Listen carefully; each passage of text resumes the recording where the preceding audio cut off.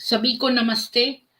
मैंने 5 मिनट पहले ही स्टार्ट कर दिया है क्योंकि मैंने देखा कि 2 लोग वेट कर रहे हैं, रमेश प्रताप सिंह जी और बी पॉलिटिकल नागेंद्र पांडे जी। अगर आपके जीवन में कोई भी परेशानी है और रमेश प्रताप सिंह जी, आप लोगों को अगर मान लो बहुत आपकी जॉब चली गई है कोविड की वजह से या आपको बहुत तकलीफ है पैसों की, तो आप मुझे लिखें और मैं आपकी थोड़ी मदद कर सकती हूँ। तो वो मैं जो हूँ वो अम, सत्यार्थ प्रकाश जो है वो शेयर करती हूँ। मैं वेट कर रही हूँ और लोगों का, हाँ सॉरी, पहले मेरे को इनवाइट भेजना चाहिए था, तो ये रहा इनवाइट। इसको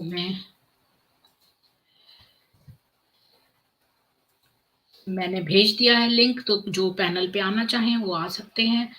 और मैं यहाँ पर ये खोल देती हूँ सत्यार्थ प्रकाश का जो नेक्स्ट वाला है, प्लस जो है कुरान, इसकी अगली हवाली है सूरा 78 की आयत 26। तो 78 सूरा खोल लेते हैं तब तक, जब तक लोग जुड़ेंगे।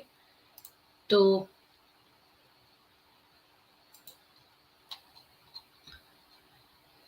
मैंने वो लिंक दे दिया है, तो पैनल पर लोग आ सकते हैं।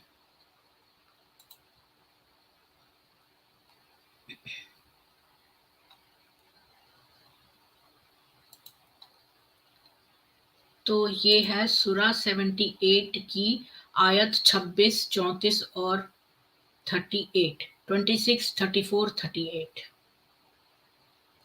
26।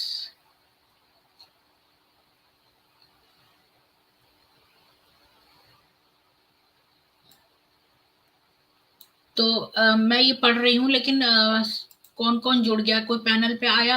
हाँ दीक्षित जी आइए ना, मैंने वो दे दिया है वो कमेंट। आप बाहर से क्यों कमेंट कर रही हैं? जल्दी जल्दी आ जाइए,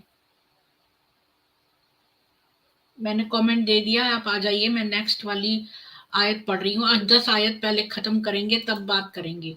इधर उधर स्ट्रीम को नहीं भटकाएंगे, पहले 10 आयतें खत्म करेंगे। ये उनकी कारस्तानियों का पूरा पूरा बदला है। और 34 और 38, और बाहम हमजोलियां हैं और शराब के लबरेज सागर। जिस दिन जिब्रील और फरिश्ते उनके सामने पर बांध कर खड़े होंगे, उस दिन उससे कोई बात न कर सकेगा मगर जिसे खुदा इजाजत दे वह ठिकाने की बात कहे।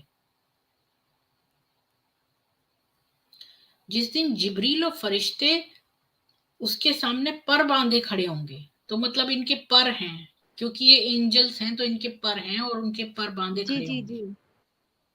हाँ, तो मैं समीक्षा पहले पढ़ूं या आप पहले एक्सप्लेन करेंगी, या आप पढ़ सकती हैं? इसमें तो जी जी जी, समीक्षा पढ़ लीजिए, फिर हम लोग एक्सप्लेनेशन अपना अपना देंगे। समीक्षा ठीक है। पढ़ लीजिए मैम। यदि ऊपर ये लिखा, बदला दिया जावेंगे कर्मानुसार और प्याले हैं भरे हुए, जिस दिन खड़ी होंगी रूहें और फरिश्ते सफ बांध कर, मतलब पर बांधे। यदि कर्मानुसार फल सब दिया बांध जाता कर। है तो सदा बहिष्ट हाँ हाँ। में, यानी जन्नत में रहने वाली हूरें, फरिश्ते और मोती के सदृश लड़कों को कौन कर्म के अनुसार सदा के लिए बहिष्ट मिला। यानी फिर ये एंजल्स और ये जो छोटे मोती जी मोती वाले चुने हुए लड़के हैं, इनको हमेशा के लिए जन्नत कैसे मिला? जब प्याले भर भर शराब जी पिएंगे तो मस्त होकर क्यों ना लड़ेंगे। रूह नाम यहाँ एक जी फरिश्ते का है जो सब फरिश्तों से बड़ा है। क्या खुदा रूह तथा अन्य फरिश्तों को पंक्तिबद्ध खड़े करके पलटन बांधेगा? क्या पलटन से सब जीवों को सजा दिलाएगा? और खुदा उस समय खड़ा होगा या बैठा? यदि कयामत तक खुदा अपनी सब पलटन एकत्र करके शैतान को पकड़ ले तो उसका राज्य निष्कंटक हो जाए। उस इसका नाम खुदाई है। तो ये व्यंग करा है कि खुदा जो है जी, वो इन्होंने व्यंग्य पलटन। किया हुआ है। जी, मतलब इसमें ये कह कह रहे हैं कि लास्ट टाइम में जब सब लोगों को उठाया जाएगा, और उसके बाद जिब्राइल और जो फरिश्ते हैं, वो उनसे पूछेंगे कि उन्हें मतलब सही और गलत का हिसाब करेंगे। तो इनका ये कहने का मतलब है जो ऊपर रह रहे हैं, जो हूर हैं और जो बच्चे जो गिलाफी आँखों वाले बच्चे हैं शायद चमकदार आँखों वाले, उन्होंने क्या किया? उनको तो पहले से वो वहाँ रह रहे हैं, उन्हें कौन-सा फल मिलेगा? तो ये चीज़ उन्होंने थोड़ा-सा विरोधाभास विरोधाभास बताया है इसमें। ये 2 बातें कही है। एक तो ये कि वो जो हूरे हैं और जो मोती सदृश लड़के हैं, उन्होंने कौन से अच्छे कर्म किए थे जो हमेशा के लिए उन्हें जन्नत मिल गई है। एक तो ये क्वेश्चन है, और दूसरा ये कि जो सारी पलटन खुदा के सामने पर बांधे खड़ी होंगे, ये सारे फरिश्ते और दोनों एंजल्स, जो रूह उनमें सबसे बड़ा एंजल है वो, और जिब्रील और ये सब। तो ये पलटन अगर इतनी सारी थी खुदा के पास, तो उसने शैतान को ही क्यों नहीं पकड़ लिया? तो सारा काम ही खत्म हो जाता। ये इतना हाँ, लंबा इनको नहीं जाना पड़ता जर्नी, जो इतनी लंबी जर्नी है, वो ना करनी पड़ती। बिल्कुल। तो नेक्स्ट पे चलते तो हैं अब। अच्छा, कोई कुछ बोलना सही है। चाहते हैं? फैक्ट युग जी, आप कुछ बोलना चाहते हैं? जी, जी, फैक्ट को कुछ कहना है तो कह सकते हैं इस विषय। जी जी, नमस्कार मैडम। नमस्ते। ये कुरान की कहानियां तो इतनी गप भरी हैं कि इसके बारे में विश्लेषण करते करते आदमी थक जाएगा, लेकिन निष्कर्ष कुछ नहीं निकलेगा। तो यहाँ क्या कहा जाए, आप आगे शुरू करिए। ठीक है, हम इनकी जो 14th चैप्टर है, महर्षि दयानंद सरस्वती जी ने जो सत्यार्थ प्रकाश लिखी है, उसका जो 14वां समुल्लास है, उसमें कुरान की आयतों पे ऑब्जेक्शंस उठाई हैं और व्यंग किया है, तो वो हम उसको रिव्यू कर रहे हैं। तो नेक्स्ट वाली है सूरा 81 की आयत 1, 2, 3 और 11। तो 81 पे मैं खोल लेती हूँ।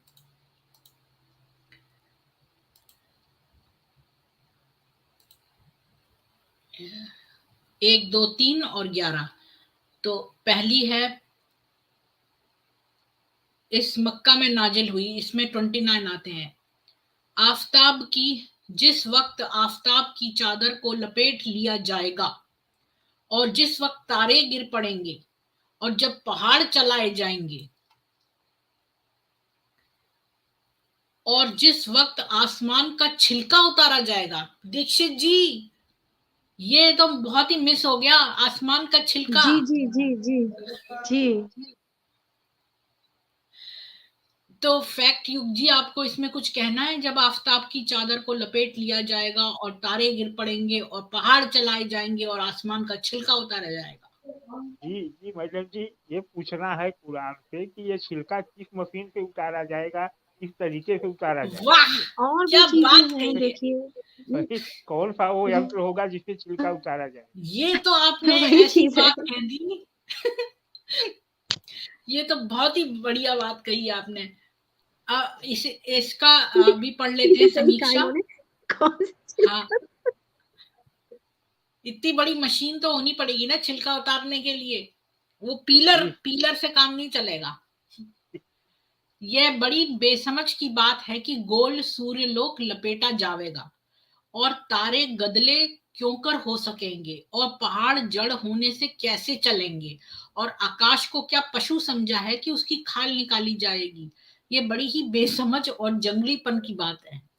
बिल्कुल, इन्होंने जंगली लोगों को अपने बस में करने के जी। लिए जो लंबी लंबी छोड़ी थी, इन्होंने शेख चिल्ली को भी मात दे दी। और फैक्ट युग जी, आपने तो कमाल कर दिया, मतलब ये बात तो मुझे कभी भूलेगी नहीं कि कौन सा पीलर जो है, इन्होंने कौन सी मशीन लगाई थी इतने बड़ा आसमान का छिलका उतारने के लिए। जी, कंटिन्यू करें मैडम। मतलब छोड़ने की भी हद होती है, चलिए मतलब। आगे चलते हैं प्रीति जी, आगे का शुरू करते हैं। ये तो इसको इसके लिए हमें किसी की हेल्प की जरूरत नहीं हाँ, तभी नहीं मैंने समझ आज में आ उसको रहा है। भेजा नहीं। तो मतलब अगला तो हम इसी से पढ़ सकते वाकई हैं। है और और कि और जबकि आसमान भी चीजें उसमें थी फट जावे। और अरे वाह, इसको मैं उससे पढ़ती हूँ। अभी आप रीड कर रही थी मजेदार, लेकिन तो ये है सूरा 82 का आयत 1 से 4। 82 भी देख लेते हैं।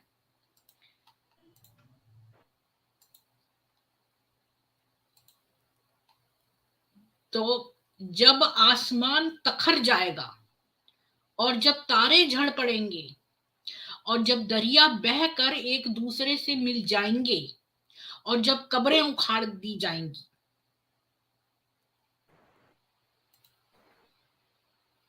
वाह जी, कुरान के बनाने वाले फिलोसोफर आकाश को क्यों कर फाड़ सकेगा और तारों को कैसे झाड़ सकेगा, और दरिया क्या लकड़ी है जो चीर डालेगा, और कब्रें क्या मुर्दे हैं जो जिला सकेगा। ये सब बातें लड़कों के सदृश हैं। इस बारे में किसी को ऐड करना है कुछ? मैम उसका वो भी निकाल दीजिए, समीक्षा तो मेन मैंने जो पढ़ उसका दी है। वो है कुरान का। कुरान का तो हाँ मैं दिखा देती हूँ। मुकुट बिहारी जी आप बताइए। जब आसमान बिखर जाएगा, तखर जाएगा, और जब तारे, मतलब आसमान फट जाएगा और जब तारे झड़ पड़ेंगे और जब दरिया बहकर मैम एक अभी आ रही हूँ दूसरे मैं, 2 से मिनट मिल से। जाएंगी। हाँ, ये आवाज आ ये रही है। हाँ ये बोलिए। एक्चुअली क्या है, जैसे वो चौराहे पे बच्चे गपोड़ाबाजी करते रहते हैं ना, बिल्कुल बिल्कुल। तो वो उनका जो दयानंद जी का कहना है कि लड़कों की ऐसी बातें हैं जो अपने गप गप आंकते रहते हैं ना, 2-3 बच्चे। हाँ तो उस तरह का वाकया है एक। बिल्कुल। इनको यही पता नहीं था कि आसमान कोई ऐसी चीज नहीं होती है, आकाश जो तत्व है कोई ऐसा चीज होती नहीं है वो। हाँ, और आप अभी इनको देर से आया, आपने सुना नहीं, ये जो फैक्ट युग है, इन्होंने कहा कि वो कौन से यंत्र से आसमान छीला जाएगा, क्योंकि पिछली आयत हमने पढ़ी थी उसमें आसमान का छिलका उतारेंगे। उतार सकते हैं, कुछ भी कर सकते हैं, ये कुन फाया कुन, कुछ भी कर सकते हैं ये। जी, कुन फाय कुन का क्या मतलब था? अल्लाह ने कह दिया तो हो गया, मतलब अल्लाह ने कहा और हो गया मतलब। अच्छा, नेक्स्ट है सूरा 85 की आयत 1 और 21। तो 85 की 1 और 21। बुर्जों वाले आसमानों की कसम। बुर्जों वाले आसमान मतलब वहां पर क्या कोई टावर्स हैं? आसमानों की कसम, बल्कि ये तो कुरान मजीद है। इसका इससे लिंक कैसे बन रहा है मेरे को समझ में नहीं आ रहा है। एक बार इस फिर से कुरान के पढ़िए। बनाने हैं, मैं समीक्षा एक पढ़ बार के फिर। देख रही हूँ। जी अच्छा जी। ये पढ़ती हूँ। कसम है आसमान बुर्जों वाले की, किंतु वह कुरान है बड़ा बीच लोह महफूज के। तो मैं कुरान से अगर पढ़ूं तो 21 वाली है, बल्कि ये तो कुरान मजीद है जो लोहे महफूज में लिखा हुआ है। अच्छा और अच्छा, ये आसमान, उसकी, ये जहां तक इस बात की बात हो रही है कि कुरान में कहते नहीं कि एज इट इज, जैसे पहले था वैसे अभी भी है, उसको हाँ कोई कोई कुरान चेंज से नहीं है। तब्दीली नहीं की जा सकती है। तो हाँ मेरे ख्याल से ये उसी उसी चीज को ये बता रहा है कि लौह, वो जो नहीं लौह यानी लोहे का जो है, लोहे से हाँ भी ज्यादा उसको लिखा हुआ, मतलब मजबूत है वो। तो लोग कहते हाँ हैं नहीं कुरान वैसे ही है एज इट इज, उसमें हल्फ मात्र भी अंतर नहीं है, कुछ पॉइंट भी नहीं लगा है, कुछ हाँ, ऐसे नहीं चेंज नहीं बोलते हुआ हैं। है। ये उसी की बात हो रही है। और और अल्लाह ने स्वयं ने इसकी सुरक्षा का जिम्मा लिया हुआ है, ऐसा ये काल्पनिक मानते हैं। हाँ। दूसरा, ये गुर्जों वाले आसमान, तो ये आसमान जब इसने अल्लाह ने बनाया था, काल्पनिक अल्लाह ने, हम्म। तो बड़े बड़े सैतीरों, मतलब जैसे अपन खंबे गाड़ देते हैं ना, खंबे छत लगाते हैं, हाँ। इस तरह से ऊंचा कर दिया था आसमान को सैतीर लगा के। तो वो गुर्जों का मतलब उस तरह से है ये। अच्छा। आसमान को कहीं मतलब बड़े बड़े खंबे लगा के, सैतीर लगा के रोका गया है, ऐसा ये मानते हैं, ऊंचा हाँ, कर ये रखा जो है आसमान। पृथ्वी के पहाड़ है ना, ये इनको होल्ड करे हुए हैं ऊपर शायद। नहीं नहीं नहीं, ये खंबे मतलब उस तरह से अपन छत पर पिलर डालते हैं ना, तो अच्छा खंबे अच्छा। छत को ऊपर रोक के रखते हैं पिलर्स पे, ऐसे है ये। भूमि पहाड़ों पे तो भूमि पे तो पहाड़ गाड़े गए हैं, क्योंकि वो सपा उसको फैला दिया गया है और वो उसको पहाड़ गाड़ दिए हैं उस पे हाँ, खूंटों की ताकि तरह, वो हिले ना। तो हिले ना, वो तो अलग विषय है। उड़े ना मैम, उड़े ना, ताकि वो हाँ, उड़े उड़े ना, ना। हिले ना, नहीं वो उड़ जाएगी, हाँ, हाँ, उड़े ना, इसलिए उड़े पहाड़ ना, गाड़े ठीक है गए आप। हैं। हाँ, हाँ, ये हमने पढ़ा था, उड़े ना। इस कुरान के बनाने वाले ने भूगोल खगोल कुछ भी नहीं पढ़ा था, नहीं तो आकाश को किले के समान बुर्जों वाला क्यों कहता।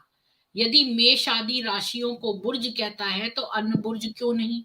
इसलिए यह बुर्ज नहीं है, किंतु सब तारे लोक हैं। क्या वह कुरान खुदा के पास है। यदि यह कुरान उसका किया है तो वह भी विद्या और युक्ति से विरुद्ध अविद्या से भरा होगा। हाँ, ये तो हम देख ही रहे हैं, उसमें सारी शेख चिल्ली वाली बातें लिखी हुई है। सेक्स पॉर्न और शेख चिल्ली, क्या कहती हैं दीक्षित जी। जी कुरान सही का कहा मतलब है आपने। सेक्स, मतलब और पॉर्न, वायलेंस और शेख चिल्ली। जी जी बिल्कुल, और तो उसके कपड़ा बाद पहन अंत ले में ये कह दिया गया। और जी पढ़ ले। मुकुट बिहारी जी बोलिए। जी सॉरी, आप बोलिए जारी रखिए, बोलिए। सॉरी। अच्छा, फिर बोलिए, आप बोलिए। नेक्स्ट पे चलूं या आप लोगों को उसमें और डिस्कशन करना है। नहीं नहीं, आप नेक्स्ट पे चलिए, अभी और मिलेगा आपको बढ़िया। दीक्षित जी को पता है अभी और मिलेगा। 86 वाली की कहाँ गया, 86 की आयत 15 और 16। तो 15 और 16, बेशक ये कुफार अपनी तदबीर कर रहे हैं और मैं अपनी तरजीह कर रहा हूं। है, ये उर्दू के वर्ड्स बहुत हैं। तदबीर, तदबीर वो होता है ना, काम, जो काम पे यकीन करता है, और अच्छा, तजवीज वो होता है जो अपने उस पे यकीन करता है, उसकी बात हो रही है। अच्छा, तो ये समीक्षक बता देगा। और जब आवेगा मालिक तेरा और फरिश्ते पंक्ति बांध के और लाया जाएगा उस दिन दोजक को। ये मैंने गलत पढ़ लिया क्या। हाँ, ये वाली है। निश्चय वे मकर करते हैं एक मकर, और मैं भी मकर करता हूं एक मकर। मकर कहते हैं ठगपन को। क्या खुदा भी ठग है। और क्या चोरी का जवाब चोरी और झूठ का जवाब झूठ है। क्या कोई चोर भले आदमी के घर में चोरी करे तो क्या भले आदमी को चाहिए कि वो उसके घर के में जाकर चोरी करे। वाह वाह जी, कुरान के बनाने वाले। तो कहीं कुरान में ये लिखा है कि निश्चय वे मकर करते हैं और एक मकर, और मैं भी मकर करता हूं एक मकर। यानी वो ठगई करते हैं 155 और में। मैं भी ठगई करता हूं। अच्छा मैम, जो पहले देखा था जरा उस पे चलिए, एक मिनट, 155 का देखिए समीक्षा। बेशक ये कुफार अपनी तदबीर, तदबीर का मतलब तकदीर, और तदबीर अपोजिट वर्ड है आई थिंक, मैं कर रहे, एक बात और मैं बताऊं अपनी तरजीह, आपको। ये काफिरों के मोहलत में दो बस थोड़ी, हाँ ये काफिरों को मोहलत दो बस, उनको अच्छा, थोड़ी सी मोहलत दो। मैं ना कुछ कहना चाहती हूँ दीक्षित जी। बात ये है कि ये कुरान जो है, ये हर एक में ना थोड़ा थोड़ा सा डिफरेंट देते हैं। अब मैं आपको जी एक और जी जी। इंग्लिश वाली कुरान में दिखाऊं तो उससे आपको पता चल जाएगा इसके बारे में। एक मिनट, ये तो कुरान इन मुकुट हिंदी है। बिहारी जी, मेरा क्वेश्चन क्या गलत था क्या? नहीं नहीं, मैं ये कह रही हूँ ये थोड़ा थोड़ा मैं सा थोड़ा सा डिफरेंट देते हैं। मैं थोड़ा ढूंढ रहा था उसमें, जो मेरे पास भी सत्यार प्रकाश है, तो उसको ढूंढ जी रहा था कितने से नंबर की नहीं, समीक्षा तो कर रहे हैं अपन। सत्यार्थ प्रकाश में ना सेंटेंस कंस्ट्रक्शन ठीक नहीं दिया हुआ है, तो मैं एक्चुअल कुरान खोल खोल के पढ़ रही हूँ और उसमें से वो दे रही हूँ। सॉरी, मैं कौन सा। कितने नंबर की समीक्षा हो रही है। ये हो रही है, अब हम लास्ट पे हैं 155 पे। 155 हाँ, और इसका पेज नंबर भी बता 150। देती हूँ आपको। पेज नंबर है 581। ठीक है जी, ठीक है, 155। ठीक है। और अब मैं जो है, एक मिनट, दूसरी कुरान से खोल के इसका पढ़ती हूँ तो वो उससे मुझे ज्यादा अच्छा समझ में आएगा। मैंने यहाँ इतने सारे वो बना रखे हैं कि कभी कभी मुझे थोड़ा देर सा लग जाता है ढूंढने में। अच्छा मुकुट बिहारी जी, आपका स्वागत है।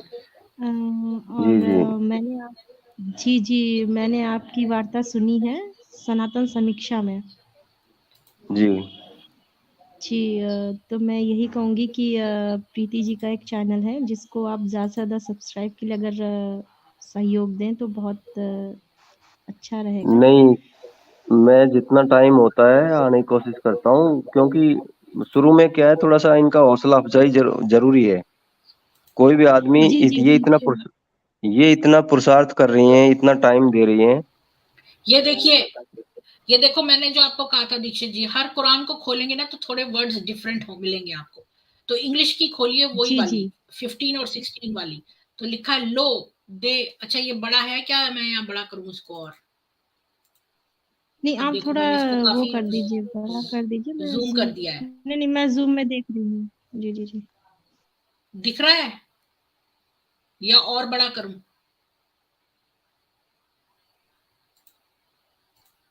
जी ये दिख देखो, रहा है मैम, मैं जूम कर ले रही हूँ। हाँ हाँ, तो lo they plot a plot against thee O Muhammad and I plot a plot against them. यानी वो ये कह रहा है कि ये मेरे खिलाफ प्लॉट कर रहे हैं, तो मैं भी उनके खिलाफ प्लॉट कर रहा हूं। यानी ये अल्लाह कह रहा है कि ये मेरे खिलाफ ठगई कर रहे हैं, तो मैं भी ठगई कर रहा हूं एक तरह से। जी जी जी जी तो वो ये बात कही है कि निश्चय ही वे मकर करते हैं और मैं भी मकर करता हूं। एक मकर, मकर कहते हैं ठगपन को। क्या खुदा भी ठग है? और क्या चोरी का जवाब चोरी और झूठ का जवाब झूठ है? क्या कोई चोर भले आदमी के घर में चोरी करे तो क्या भले आदमी को चाहिए कि वे उसके घर में जाकर चोरी करें? वाजीवा कुरान के बनाने वाले की। यानी कि कोई मेरे, मतलब खुदा बोल रहा है कि ये मेरे खिलाफ ठगई कर रहा है तो मैं भी कर रहा हूं, तो मतलब खुदा भी ठगई करेगा। तो ये कहाँ का जी लॉजिक हुआ? सही है। इस इसमें बारे में ये है कि हम्म, इसमें ये है कि कोई पढ़ा लिखा व्यक्ति और कोई अनपढ़ व्यक्ति अगर झगड़ा कर रहे हैं, तो हम सामान्यतः ये कहते हैं कि भाई अरे यार, पढ़े लिखे व्यक्ति को बोलेंगे अपन, अरे भाई यार, इस गंवार आदमी से क्यों झगड़ रहे हो आप, हैं? तो हम्म। ये ठीक उसी प्रकार है, ये बहुत मूर्खतापूर्ण कार्य है कि आप अगर गलत काम कर रहे हो तो वो भी गलत काम करेगा, ठग और करेगा, ईश्वर बेईमानी गलत करेगा। काम कर रहा है, मतलब लोग की और भी बात नहीं हो रही यहाँ पर, तो ईश्वर वो की भी हो रही अगर इस सृष्टि के सृष्टा है, वो ऐसा काम कर ही नहीं सकता, उसके लिए तो सभी बराबर हैं। जी है। बिल्कुल। तो अब नेक्स्ट पे चलते हैं, सूरा 91 जी की आयत 13 और 14। 91 की, तो सूरा 91 की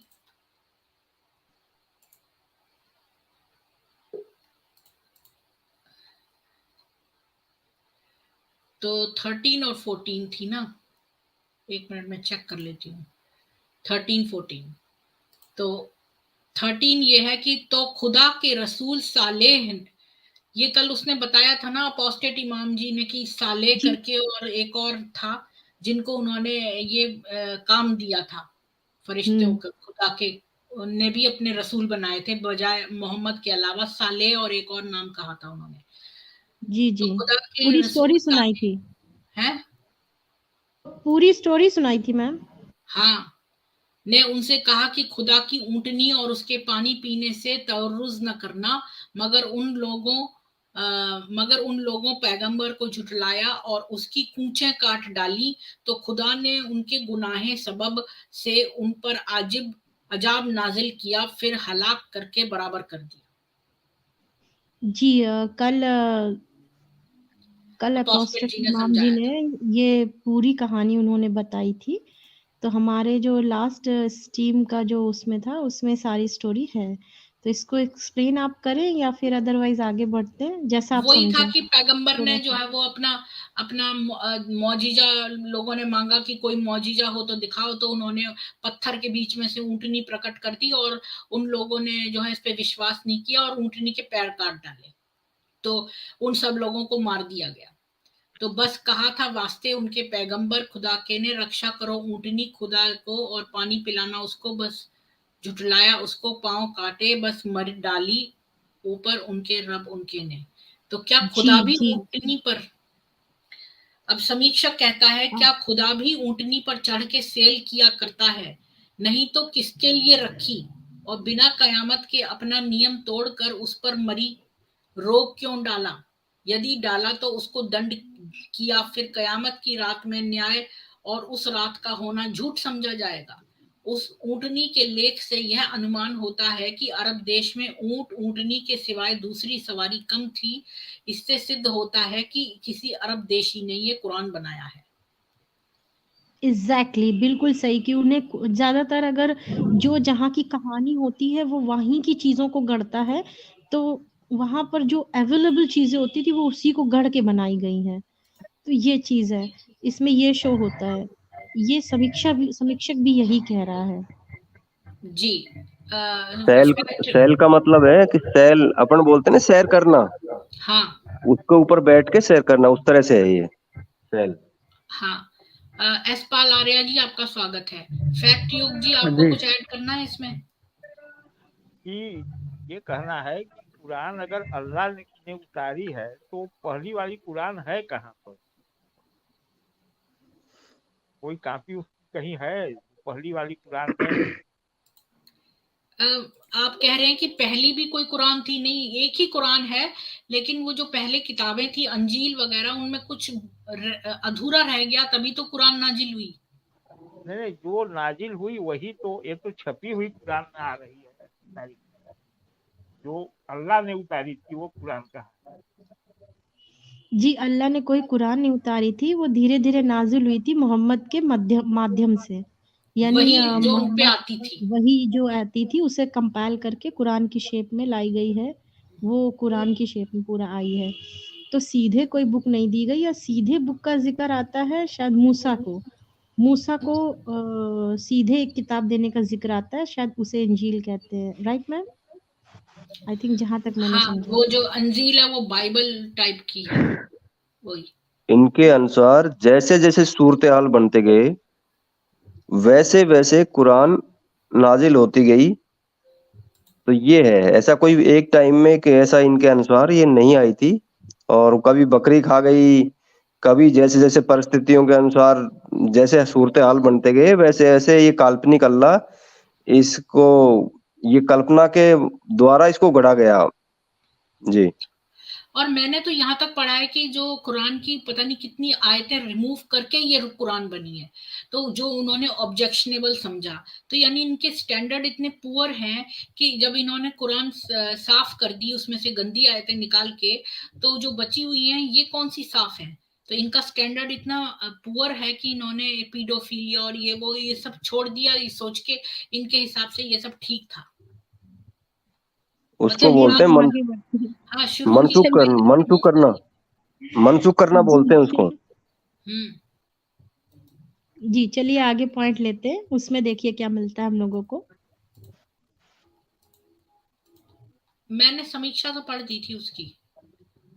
तो जी जी, अब और हम, इसको बहुत अच्छे से एक्सप्लेन भी हुआ था। हाँ, अब हम अगली वाली पे चलते हैं, सूरा 96 की आयत 15, 16 और 18।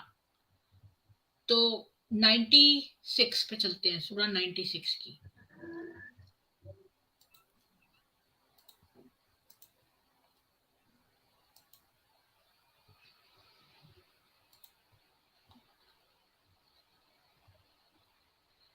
देखो, अगर वह बाज ना आएगा तो हम परेशानी के पट्टे पकड़कर घसीटेंगे।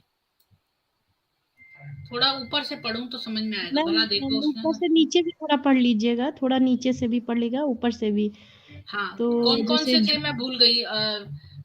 15, 16 और 18।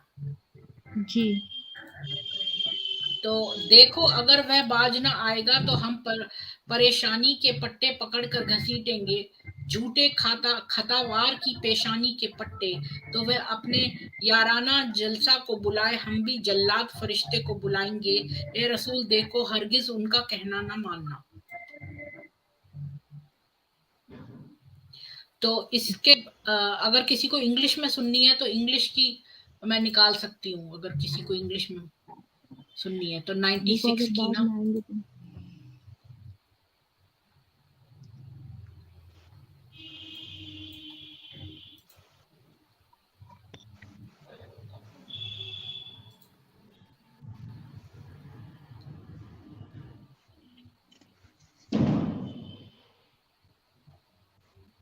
तो 96 की 15 है, ने but if he ceases not we will seize him by the forelock the lying sinful forelock then I let him call upon his henchman we will call the guards of hello.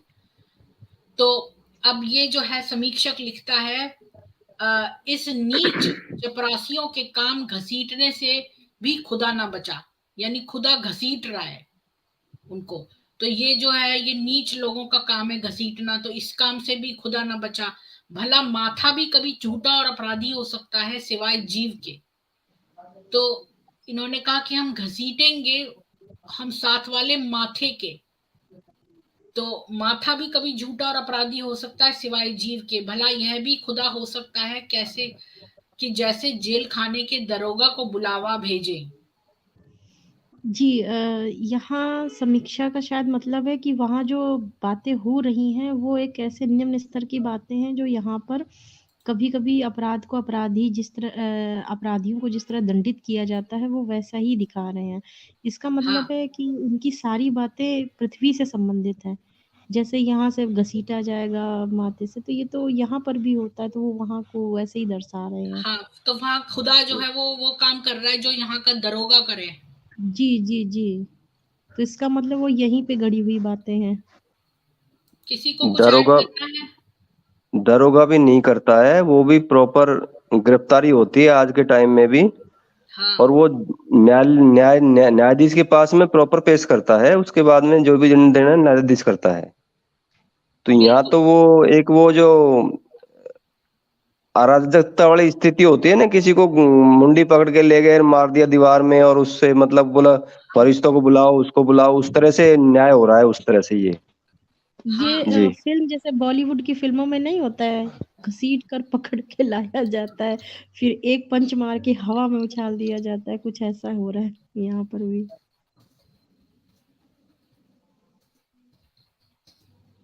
ये no मोर जी लिख रहे हैं कि confusing Hindi लग रही है।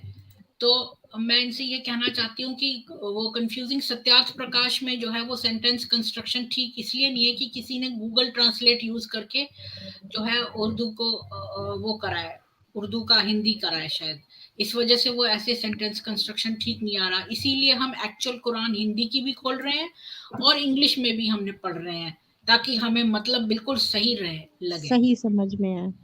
हाँ नहीं, एक्चुअली क्या है, सत्यार्थ प्रकाश को जैसा लिखा गया है वैसा ही रखा गया है, इसको कहीं सुधारना जरूरत नहीं है उसको, क्योंकि जिस विद्वान ने लिखा है ना वो कुछ उसको चेंज नहीं करना चाहता कोई भी, क्योंकि वो फिर उसमें ये कह देगा भाई आपने सुधार दिया इसको।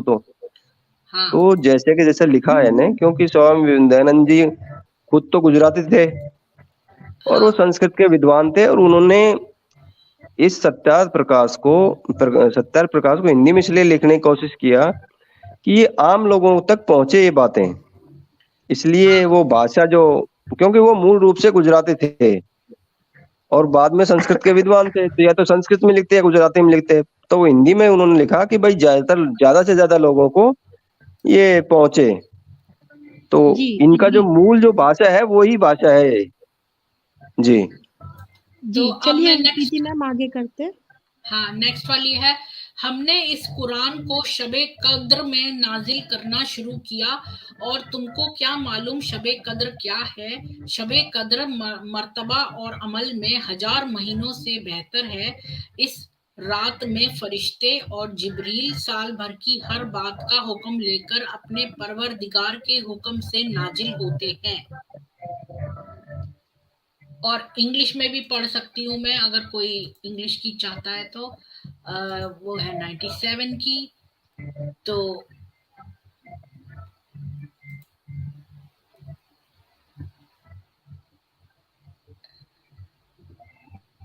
तो इसमें भी है, lo we revealed it on the night of predestination, what will convey unto thee what the night of power is. The night of power is better than 1000 months.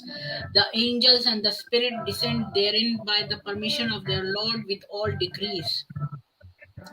तो अब मैं वो पढ़ती हूँ जो सत्यार्थ प्रकाश में दिए है कि यदि एक ही रात में कुरान उतारा तो वह आयत अर्थात उस समय में उतरी और धीरे धीरे उतारा, यह बात सत्य क्यों कर हो सकेगी। और रात्रि अंधेरी है, इसमें क्या पूछना है। हम लिख आए हैं, ऊपर नीचे कुछ भी नहीं हो सकता। और यहाँ लिखते हैं कि फरिश्ते और पवित्र आत्मा खुदा के हुक्म से संसार का प्रबंध करने के लिए आते हैं। इससे स्पष्ट हुआ कि खुदा मनुष्यवत एक देशी है। अब तक देखा था कि खुदा फरिश्ते और पैगंबर तीन की कथा है। अब तक देखा था कि खुदा, फरिश्ते और पैगंबर तीन की कथा ये है। 3 लोग, हाँ जी। हाँ, अब एक पवित्र आत्मा चौथा निकल पड़ा। अब न जाने यह चौथा पवित्र आत्मा क्या है। यह तो ईसाइयों के मत अर्थात पिता, पुत्र और पवित्र आत्मा तीन के मानने से चौथा भी बढ़ गया। यदि कहो हम इन तीनों को खुदा नहीं मानते, ऐसा भी हो, परंतु जब पवित्र आत्मा पृथक है यानी अलग है, तो खुदा, फरिश्ते और पैगंबर को पवित्र आत्मा कहना चाहिए व नहीं। यदि पवित्र आत्मा है तो एक ही नाम पवित्र आत्मा क्यों। और घोड़े आदि जानवर रात दिन कुरान आदि की खुदा कस्में खाता है। कस्में खाना भले लोगों का काम नहीं है। जी, इस मतलब इसमें तो साफ साफ खुदा पर ही उंगली उठ रही है कि खुदा मतलब अपने आप को साबित करने के लिए एक अजीब सी कस्मों में आ रहा है कि हाँ, ये देखिए, आप ये नहीं जानते। इसमें लिखा है ना जैसे पहले कि क्या तुम ये नहीं जानते, क्या तुम वो नहीं जानते। तो इससे क्या होता है कि वो अपनी बात को सिद्ध करने के लिए बहुत ज्यादा आतुर हो रहा है। तो अल्लाह ही आतुर है अपनी बातों को सिद्ध करने के लिए। जैसे एक बेसब्रा इंसान नहीं होता कि मेरी बात नहीं मान रहे, देखो तो ये कर देंगे, देखो वो कर देंगे। तो एक अल्लाह उस तरह का फ्रस्ट्रेटेड इंसान जैसा व्यवहार कर रहा है। अगर मुझसे मैंने तो कोई जहां एग्री तक हो देखा है कि कुरान में जो है वो जो है वो खुदा जो है वो गुंडा है जो डराता है कि अगर तुम मेरी बात नहीं मानोगे तो तुम्हें मैं आग में जलाऊंगा, ये करूंगा, कैसे तुमसे बदला लूंगा, तुम एक प्लॉट करोगे मेरे अगेंस्ट तो मैं तुम्हारे अगेंस्ट करूंगा। और ये सब मतलब वो डरा रहा है जैसे गुंडे डराते हैं। और जो अगर यहाँ पर जो दिया है कि इनके बाद में तीन बातों का जिक्र था, फरिश्ते और पैगंबर और खुदा, तो ये तीन चीजें थी। अब ये चौथा एक पवित्र आत्मा भी आ गया है। तो एक बात मुझे भी कहनी है कि अगर पवित्र आत्मा अलग है तो क्या ये तीनों पवित्र आत्मा नहीं है। जी, और ये पॉइंट तो है आपकी बात ईसाई में। मत में होता है। मैं ईसाई रही बहुत साल, तो मुझे पता है कि God the Father, the God the Son and God the Holy Spirit. तो जो स्पिरिट है, तो अगर वो पवित्र आत्मा है तो क्या वो बाकी वाले पवित्र आत्मा नहीं है।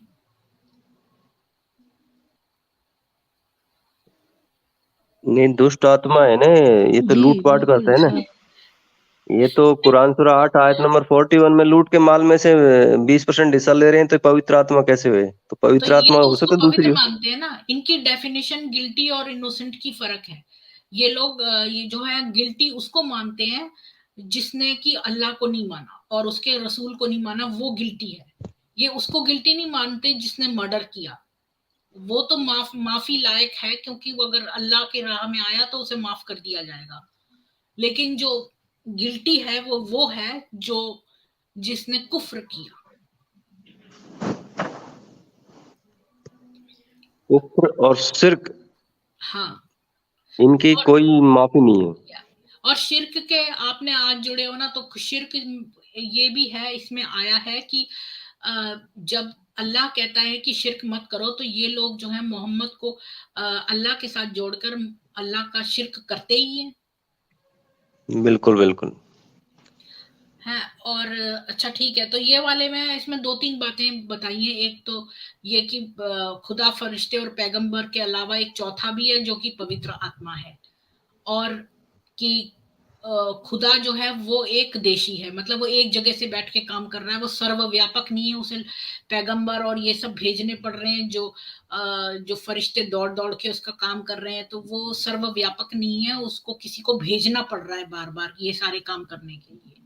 और खुदा इसके अंदर जो है कस्में भी खा रहा है, और कस्में खाना जो है वो भले लोगों का काम नहीं होता। तो जो और खुदा क्यों कसम खाएगा। अच्छा, मैंने आधा ही पढ़ा है ये क्या है। अब इस कुरान के विषय को लिख के बुद्धिमानों के सम्मुख स्थापित करता हूं कि यह पुस्तक कैसा है। मुझसे पूछो तो यह किताब न ईश्वर न विद्वान की बनाई और न विद्या की हो सकती है। यह तो बहुत थोड़ा सा दोष प्रकट किया, इसलिए कि लोग धोखे में पड़कर अपना जन्म व्यर्थ न गंवाएं।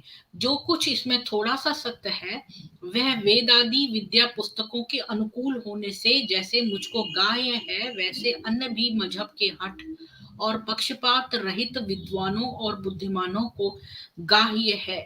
इसके बिना जो कुछ इसमें है वह सब अविद्या, भ्रमजाल और मनुष्य के आत्मा को पशुवत बनाकर शांति भंग करा के उपद्रव मचा, मनुष्य में विद्रोह फैला, परस्पर दुखोन्नति करने वाला विषय है।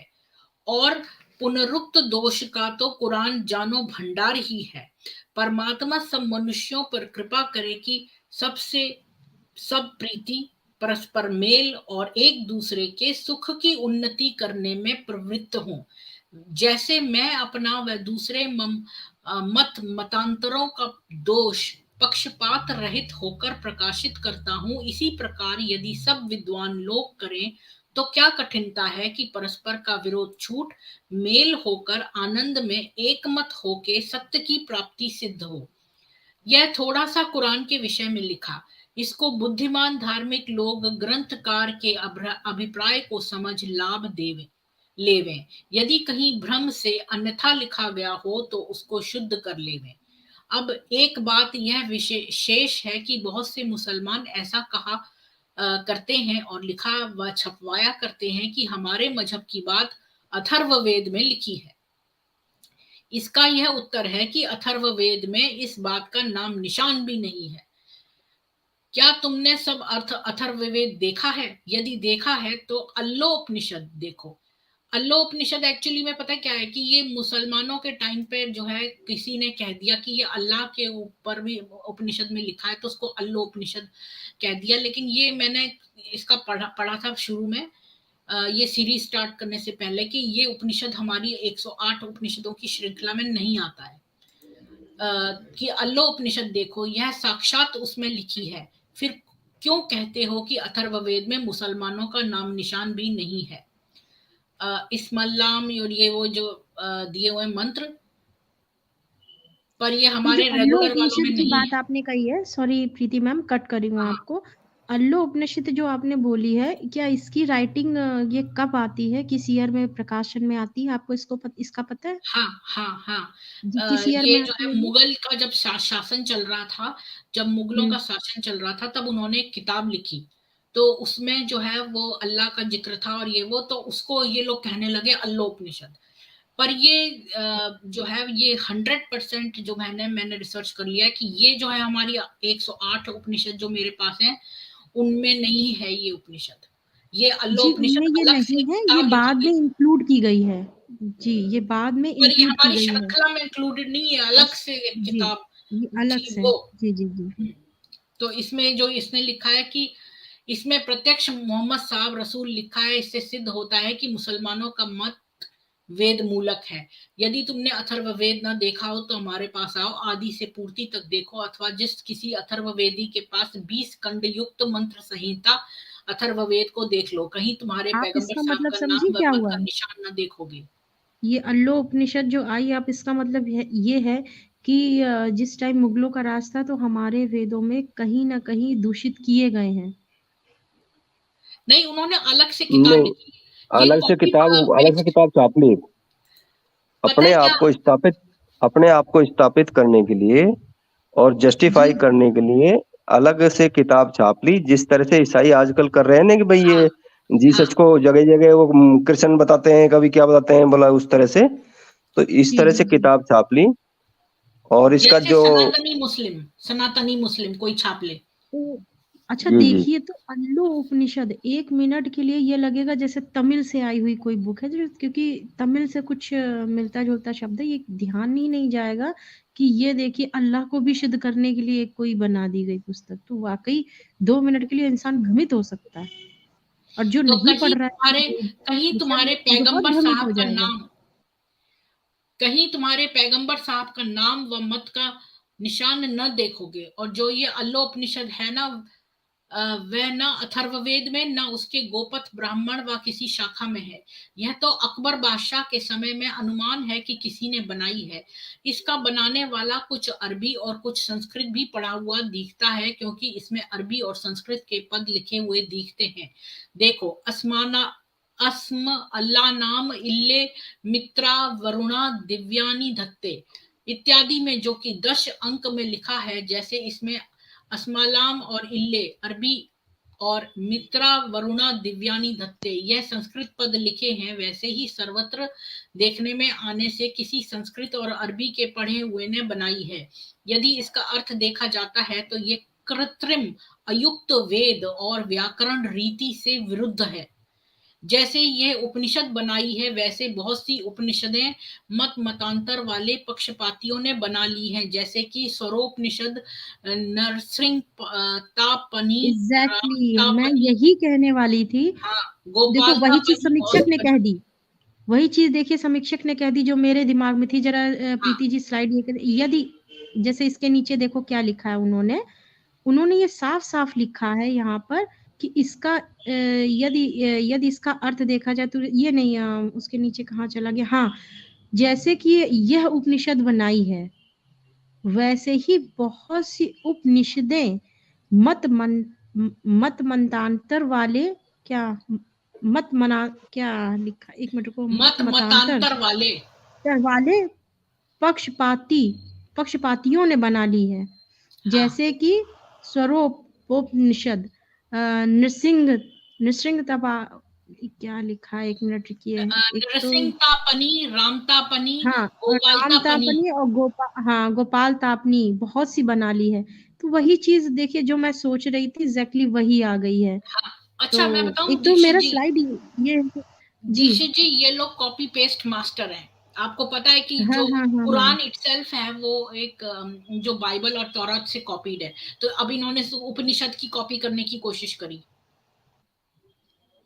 अच्छा, एक प्रश्न भी है कि आज तक किसी ने ऐसा नहीं कहा, अब तुम कहते हो, हम तुम्हारी बात कैसे माने? तुम्हारे मानने ना मानने से हमारी बातें झूठी नहीं हो सकती। जिस प्रकार से मैंने इनको अयुक्त ठहराई हैं, उसी प्रकार से जब तुम अथर्ववेद, गोपद व इसकी शाखाओं के प्राचीन लिखित पुस्तकों में जैसे का तैसा लेख दिखलाओ और अर्थ संगति से भी शुद्ध करो, तो मैं सप्रमाण हो सकती है। तो ये मतलब तो सप्रमाण हो सकती है। फिर अच्छा, प्रश्न उत्तर जो लोगों ने किया था उसको भी इन्होंने शो किया है कि इसके लिखने के बाद जो प्रश्न उत्तर भी हुए हैं उनसे। तो ये ना, इस दूसरा पॉइंट प्रश्न जो अभी किसी ने, आपने पढ़ा है ना, वो उसमें ये कह रहा है कि हमारे तुम्हारे मानने से कोई बात झूठी नहीं होती है, आपको प्रमाण दिखाना पड़ेगा, तब जी जाके जी वो जी से करो। तभी मैंने कहा कि उनसे ना सिर्फ लिखने के बाद जो प्रश्न उत्तर भी है उसको भी इन्होंने व्याख्या लिखी हुई है कि इस हाँ, तरह से प्रश्न मेरे सामने आए हैं जिसका ये मेरा उत्तर है। मुकुट बिहारी जी, आप कुछ बोलना चाहते हैं? जी ये जी बिल्कुल तीसरा भी पढ़ सही दो, है। ये तीसरा भी पढ़ दो आप, चाहे मुकुट बिहारी पढ़ दें, कोई पढ़ दो। मुकुट बिहारी जी पढ़ लेंगे, क्योंकि मेरा कभी कभी जी फोन जी ऐसा स्टक हो जाता है कि हम जूम करके बड़ा निकल कोई भी देख पढ़ो, नहीं पाते हैं। मुझे दिख नहीं रहा जी यहाँ पढ़िए से मुकुट क्योंकि मेरा बिहारी पेज खुला हुआ है। जी जी जी देखो, हमारा मत कैसा अच्छा है कि जिसमें सब प्रकार के सुख और अंत में मुक्ति होती है। ये इस्लाम का कोई अगर विचार को मानने वाला व्यक्ति कह रहा है कि देखो हमारा मत कैसा अच्छा है, जिसमें सब प्रकार का सुख है और अंत में मुक्ति होती है। तो ये इसका कहने का मतलब ये है कि जीवन में खूब सुख भोगो, लूटो, कुछ भी करो, बलात्कार करो, कुछ भी करो, और अंत में तुम्हारी मुक्ति भी हो जाती है। तो इसमें जबकि सनातन में ये है कि आप उत्तरोत्तर अपने कर्मों को सुधारते रहिए, आचरण को सुधारते रहिए, अपनी बुद्धि को बढ़ाते रहिए, ज्ञान को बढ़ाते रहिए, ज्ञान को प्राप्त करिए। तो इस्लाम में ऐसा नहीं है। लास्ट टाइम में भी आप अगर मुसलमान बन जाते इसका हैं उत्तर भी तो पढ़ आप दीजिए, जी उत्तर भी पढ़िए। ऐसे ही अपने अपने मत वाले सब कहते हैं कि हमारा ही मत अच्छा है, बाकी सब बुरे हैं। बिना हमारे मत के दूसरे मत में मुक्ति नहीं हो सकती है। अब हम तुम्हारी बात को सच्ची माने व उनकी। हम तो यही मानते हैं कि सत्य भाषण, अहिंसा, दया आदि शुभ गुण सब मतों में अच्छे हैं और बाकी सब बाकी वाद विवाद ईर्ष्या द्वेष मिथ्या भाषण आदि कर्म सब मतों में बुरे हैं। यदि तुमको सत्य मत ग्रहण की इच्छा हो तो वैदिक मत को ग्रहण करो और आगे स्व मंत व्या मंतव्य का प्रकाश संक्षेप में लिखा जाएगा। तो ये हो गया। ये एक अपन सारे ने पूरे बीच हो गए हमारे पॉइंट्स, पता है, मुझे ऐसा लगता नहीं है हमारे एक पूरे हो गए। इसका और जो यहीं से मूल जिस्ट छोड़ दिया है अपन ने, ये जो अभी विवेकानंद स्वामी दयानंद जी ने जो जिस्ट दिया है कि भाई ये जो किताब है इसका जो समीक्षा करने का जो उद्देश्य है, हम लोगों का जो उद्देश्य है, आज हम इस्लाम पे किस लिए बात कर रहे हैं कि भाई ये इस विषय ये इसलिए इस पे बात करना जरूरी है। ये प्रीति जी रात रात को इस तरह से लोगों को जगा रही हैं, तो ये क्यों है? तो स्वामी विवेकानंद जी दयानंद जी का भी यही मत था कि ये पूरे जीवन खराब हो जाएगा और इसमें कुछ नहीं लेना देना है, ये फालतू की बातें हैं, गप गपोड़े हैं। तो ये इनका उद्देश्य ये था, ये समीक्षा करने का, 14वें समोल्लास की समीक्षा करने का। ये थोड़ा अपन ने पहले छोड़ दिया था ये इसको। आप ये पढ़ना चाहते हो, कोई पढ़े, ये आगे पढ़ें कि नहीं पढ़ें, या इसको छोड़ दें, क्योंकि हमारे नहीं, पॉइंट सारे पूरे हो गए हैं। ये तो हो गया ना। पॉइंट पूरे हो गए हैं, लेकिन उनका पॉइंट ऑफ व्यू जो नीचे दिया हुआ है, मेरे ख्याल से मुकुट बिहारी जी कह रहे हैं उसे भी आप पढ़ लें। ये नहीं हो गया, इनका पहले पहले आ गया था वो, पहले अपन थोड़ा आगे आ गए थे, अल्लाह उपनिषद पे आ गए थे, पहले जिस्ट आ गया था इसका, ये आ गया ना। अब मैं इस कुरान के विषय को लिख के बुद्धिमानों के सम्मुख स्थापित करता हूँ। तो ये पहले ही आ गया था ये। तो वो पूरा जी लगातार अपन ने उस पर समीक्षा नहीं करी थी, तो वो समीक्षा हो गई उस पे। कहाँ पे नहीं करी थी? आप कहाँ पढ़ रहे हो, ये वाला? नहीं, जो अपने लास्ट में जो अल्लाह उपनिषद के ऊपर जो बातें थी ना, अब अच्छा, इस कुरान के विषय में विषय के बुद्धिमान और के सम्मुख स्थापित करता हूँ। यह हाँ, पुस्तक कैसा है मुझसे पूछो तो यह किताब न ईश्वर न विद्वान की बनाई हुई न विद्या की हो सकती है। यह तो बहुत थोड़ा सा दोष प्रकट किया है। दयानंद जी कह ये रहे हैं कि हमने ये तो पढ़ी मैंने, थी, ये हमने पढ़ी है। हाँ, जी पढ़ी तभी थी। तो इसलिए मेरे ख्याल से मुकुट बिहारी जी, ये आपने अपनी जो खोल के रखी है उसको आप रीड कर रहे हैं, ये यहाँ रीड की गई थी शायद ना। ये अभी जी दीक्षित जी ने पढ़ी थी। थोड़ी जी जी बोल जी दिया, जी समीक्षा निकली थी इसकी। अपन ने इस पे थोड़ा सा वो नहीं किया था कि ये फाइनल जस्ट 14वां समोल्लास ऐड करने का जो दयानंद जी ने बताया कि भाई ये फालतू किताब है, इसका पूरा जीवन खराब हो जाता है, फालतू के लालच हैं, लूटपाट हैं, इसको छोड़ दीजिए। जी जो जी जी हमारा जी बात करने का उद्देश्य है, लोगों को बताने का उद्देश्य है, वही दयानंद जी ने बताया था कि भाई ये जो ये अल्लाह है, ये शांति भंग करता है, मनुष्यों को, आत्माओं को पशुवत बनाता है, उपद्रव मचा, मनुष्यों को दोष फैलाता है, परस्पर दुखोन्नति करने वाला विषय है। तो ये है। जी पुनरुक्ति के बिल्कुल दोष तो कुरान में जानो भंडार ही है। पुनरुक्ति मतलब बार बार एक ही उक्ति को बार बार दोहराना, हाँ, एक ही बात को बार बार दोहराना, तो ये जैसे कुरान वो में भरा फिरोज पड़ा है। आया था मेरी स्ट्रीम पर, तो वो बार बार लिखता रहा, और मेरा दीन ही सच्चा है, इस्लाम ही सच्चा दीन है, इस्लामी बार बार लिख रहा। जो चीज बार बार दोहराई गई है वो सिर्फ यही बताती है कि अल्लाह। जी जी बोलिए मुकुट जी। तो इसका सार हो गया है। अब आप आगे क्या बात करना चाहते हैं वो करिए जी। मैं ये कहती हूँ कि जैसे एडवर्टाइजिंग होता है ना, एडवर्टाइजर से पूछो मार्केटिंग में, तो वो ये कहते हैं कि बार बार हम ये एडवर्टाइजमेंट देते हैं ताकि छोटे बच्चों के दिमाग में ठुक जाए।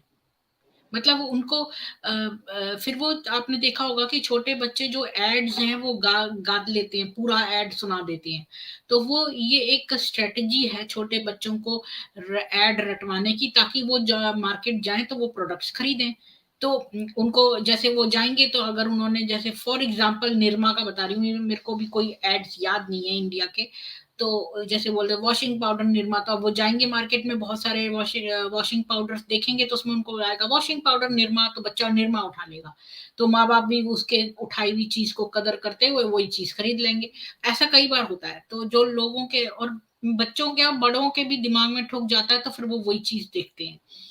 तो ये वही वाली तो साइकोलॉजी फिलहाल पे तो ठीक। बेस्ड है। तो ये लोग बार बार वही बात कहते हैं ताकि इनके जितने भी मुसलमान हैं वो सब जो हैं वो इस्लाम ही सच्चा दीन है, ये सेंटेंस रट लें। अच्छा, मैं हाँ, एक बात तो बताऊँ, हम इतनी अल्लाह अल्लाह बातें करते हैं, मैं एक बार जब मॉर्निंग में अपने काम कर रही होती हूँ, जी, तो जी। मेरे दिमाग में अपने आप ही वर्ड आ जाता है अल्लाह का। अच्छा तो प्रीति जी, मैंने मैं सोचा ये आपको मेरे दिमाग टोकूँगी। में क्यों आ रहा है ऐसे? जी, क्योंकि मैं इतना प्रीति जी ज़्यादा दिन सुनिए। में हम लोग सुनते हैं और बातचीत करते हैं, तो वही चीज़ें हमारे दिमाग में घूमती रहती हैं। तभी तो मंत्रोच्चारण करते थे, ताकि वायु मंडल जो है वो जो है वो स्वच्छ हो, मतलब क्या बोलते हैं उसको, पॉल्यूशन अच्छा रहित प्रीति करने जी, के मेरी लिए। आवाज़ आ रही है?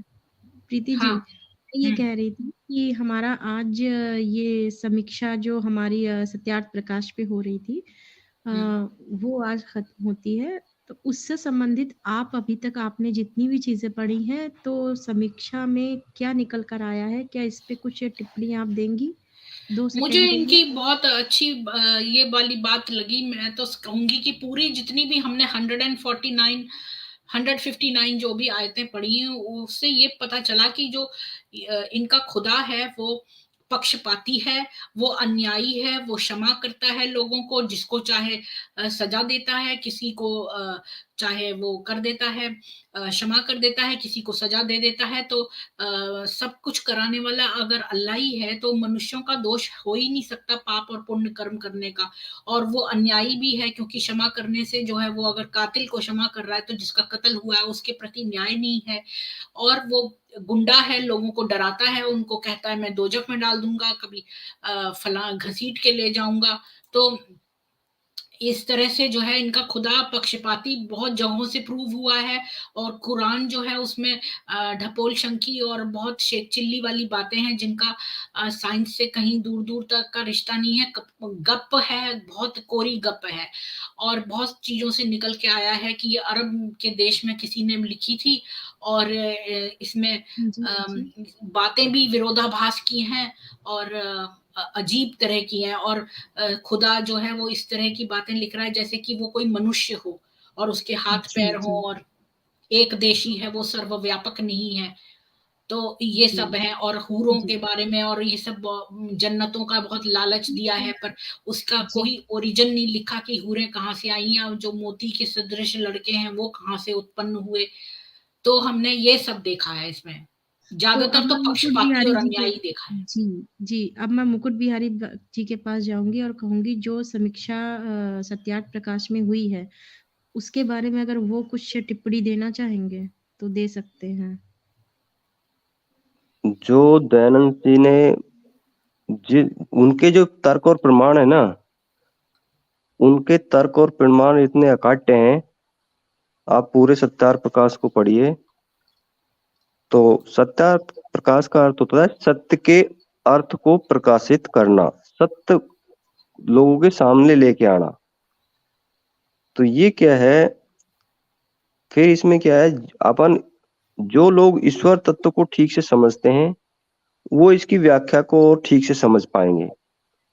कुरान का अल्लाह लूटता है, लौंडियां रखता है, मनुष्यों को गुलाम बनाता है, मनुष्यों के सदृश गुस्सा होता है, लोगों को कस्में खाता है। तो ये क्या है, सामान्य जो बुद्धि, सामान्य जो अविद्या को धारण किया हुआ व्यक्ति सदृश आचरण करती है पूरी कुरान। तो यही सार है इसका। जी। जी। अब मैं बाबूजी के पास जाऊँगी और मुझे लगता है बाबूजी को ज़्यादा एक्सप्लेन करने की ज़रूरत नहीं है, वो खुद भी एक एक्स मुस्लिम है। तो वो जो ये सत्यार्थ प्रकाश के बुद्धू जी लिखा है इन्होंने। बुद्धू जी, सॉरी, सॉरी, बुद्धू जी। तो तो ये शायद मैंने इनको गलत वो समझ लिया। फ़िलहाल बुद्धू जी सॉरी। तो मैं चाहूँगी कि आप थोड़ी-सी टिप्पणी देंगे सत्यार्थ प्रकाश पे? सॉरी, मैंने आपको गलत रीड किया।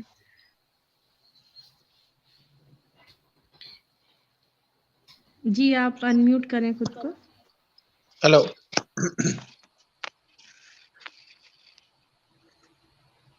हेलो।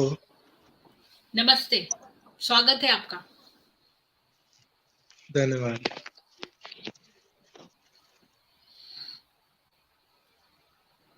जी, सत्यार्थ प्रकाश बहुत अच्छी पुस्तक है। शायद आपको आप अभी आए हैं, आपको जानकारी नहीं है। जी सत्यार्थ प्रकाश जो दयानंद सरस्वती द्वारा लिखित था, हम लोग उसी को पॉइंट टू पॉइंट चल रहे थे और प्रीति आज जी, आप भी उसका क्या आर्य समाज से हैं? जी मैं आर्य समाज से नहीं हूँ, लेकिन हर वो पुस्तक जो नहीं, मैं प्रीति जी से पूछ रहा ज्ञान जी, जी, जो ज्ञान देती है या किसी के बारे में कहती तो हम लोग उसको ज़रूर लेते हैं और पॉइंट टू पॉइंट डिस्कस करके चलते हैं। तो फिलहाल आज उसका समापन हुआ है, तो मैं अपना पॉइंट रख दूँ कि जो हाँ मैंने अल्लाह के बारे में समझा है, सिर्फ़ जो मुझे समझा है, वो ये है कि अल्लाह कोई था ही नहीं। अल्लाह एक इंसान का बनाया हुआ एक पुतला समझिए या कुछ है जिसको देख के डराया गया है और ये कहा गया है कि जी सॉरी देख के उसे ये कहा गया कि इससे डरो और उसको इतना डराया गया है सिर्फ इसलिए कि ताकि उससे संबंधित व्यक्ति यानी मोहम्मद को मानो।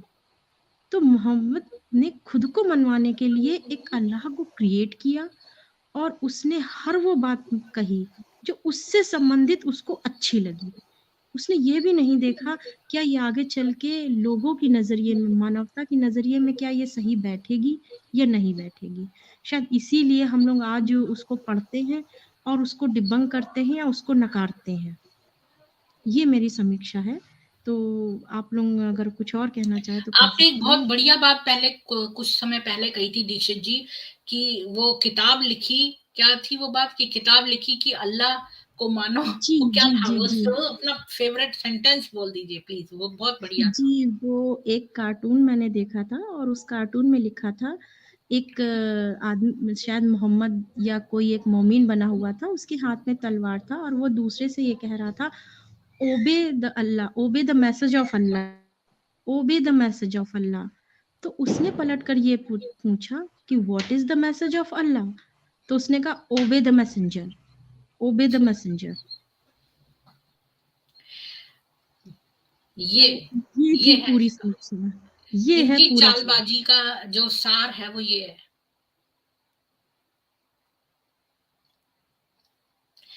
तो बुद्धू जी आपने मेरे से अच्छा पूछा था प्रीति प्रश्न जी कि मैं मैं, आ रही हूँ 10 मिनट, कोई आया है तो मैं जरा देख रही हूँ गेट पर। अच्छा दीक्षित जी इसको खत्म करके फिर जाइएगा, क्योंकि मैं इसको खत्म करके नेक्स्ट ब्रॉडकास्ट शुरू करूंगी अगर किसी को बात करनी है तो, क्योंकि जी ये समापन हो गया एक्चुअली है कोई तो अब गेट मैं पर इसका आया है समापन तो कर रही मैं हूँ। नहीं मैम कोई गेट पर आया है और मैं घर में अकेली हूँ तो मैं थोड़ा देख लेती हूँ कौन आया है अच्छा ना। ठीक है, आप जल्दी आइए जी 2 मिनट में। जी जी। अच्छा बुद्धू जी आप पूछ रहे थे कि मैं आर्य समाज से हूँ, तो मैं ये बता दूं कि आर्य समाज जो है वो निराकार भाव को ईश्वर के मानता है और मैं 4 बार अपना जो है वो मजहब चेंज कर करके मैं केवल सत्य को फॉलो कर रही हूँ और मैं कई रिलीजन्स के से होती हुई आई हूँ वापस सनातन में। तो अब मैं जो हूँ वो निराकार भाव और साकार भाव दोनों को जो है मानती हूँ। जो सरल स्वभाव के लोग हैं उनसे निराकार भाव में ये ड्रॉप हो गए, बुद्धू जी कोई ड्रॉप हो गया, अच्छा दीक्षित जी हुई है। तो वो सॉरी तो मैं कह रही थी कि निराकार भाव तो उत्तम है ही, पर कुछ सरल लोग होते हैं उनसे नहीं पूजा होती निराकार भाव में, तो वो साकार रूप से पूजा करना चाहते हैं और मूर्तियां बना के वो पूजा करना उनको सरल मालूम होता है।